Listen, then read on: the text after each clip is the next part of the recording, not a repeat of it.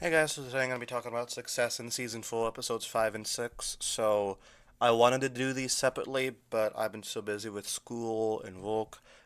Finals are in 2 weeks, so today I'm just going to talk about both of them, even though there's a lot to talk about. First I'm going to just start off with my thoughts on Episode 5. So, we see Kendall and Roman eventually purposely trying to kill the deal with Alexander Skarsgård. Basically, because Kendall likes being in charge. It's very this dynamic of who gets to be top dog.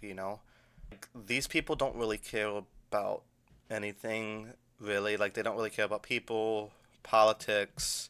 They don't really care about, like, money. I mean, they care about money, but, they don't care about, like, business. They just like being in charge, and they kind of want to protect that at all costs. It kind of boosts their ego. Like money's nice, but what they really crave in life is being in charge. So Kendall is basically like, well, I'm finally the CEO, coach CEO, like he still has the board and Shiv and Roman to worry about, but basically he's the most powerful he's been since like the pilot. And he wants people to see him as somebody who's in charge. He's very desperate for that.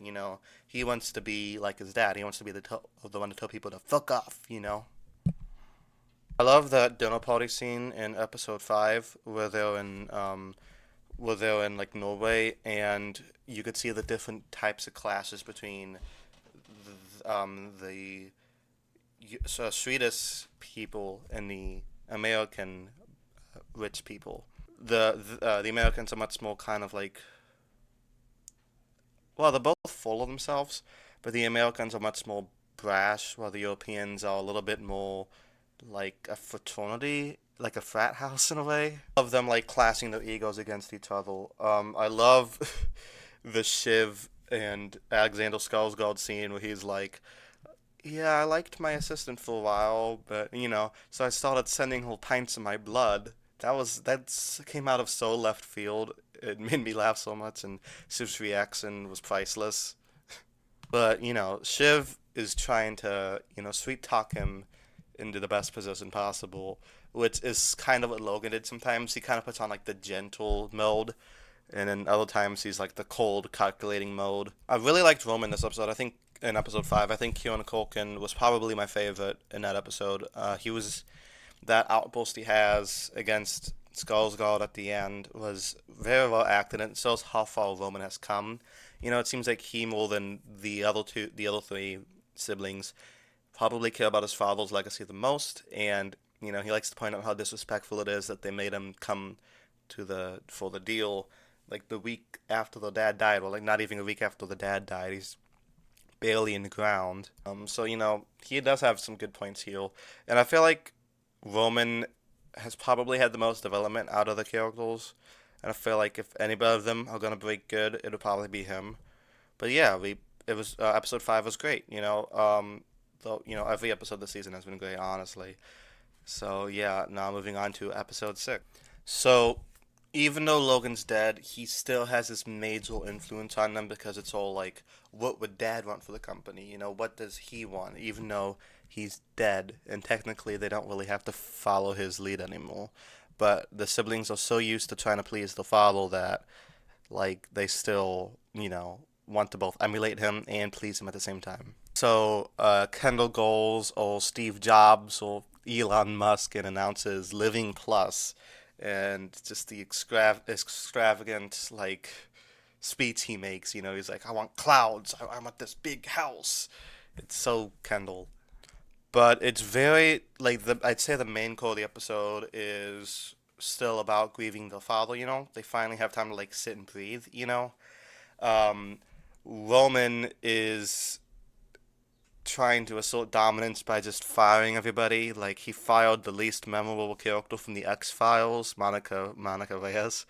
I hope she comes back though. I like that actress, even though the character is not that memorable in the X Files. He's like threatening to fire Jerry, and like I don't think that's smart, Roman. You sent her a pixel of your pee pee. You can't do that. Like she's just gonna leak it or tell everybody and try to sue you. So don't do that, dumbass. Kendall well, the video of Logan announcing um, Living Plus. One, we get to see Brian Cox again. It's always a pleasure. Nice to have you back. Two, shows that Kendall really wants to like emulate him. You know, like it's like he's staring down upon Kendall. I love that shot at the beginning of the episode where he's like looking at him with that judgmental grin. Shiv is going through it too, man. Like she she has to schedule time for her to cry. It's kind of depressing. Her and Tom, ironically, even though they're separated, I think the relationship's better than it ever has been because it's like both of their masks are off. You know, they could finally be honest with each other, and she actually respects that.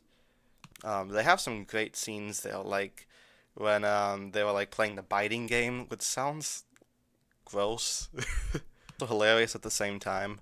Like the conversation um, later in the episode was, like I said, very, you know, you feel bad for them, but also the horrible people, so they kind of deserve it. But also, like, you kind of want to see them get through it. It's a very interesting dynamic, and Sarah Snook and Matthew McFadden have the best chemistry, I think, in the entire show. Well, you know, then again, we do have Tom and Greg. But yeah, I just love the. It feels really raw between those two. And that kind of goes for all the actors in the show. Like, they completely embody their characters. Though, you know, a lot of that also has to do with the writing. So yeah, both of these episodes were great. I'm gonna give it an A minus. You know, very sad there's only 4 episodes left, but I cannot wait to see how they wrap things up. Thank you guys so much for watching, and until next time, peace.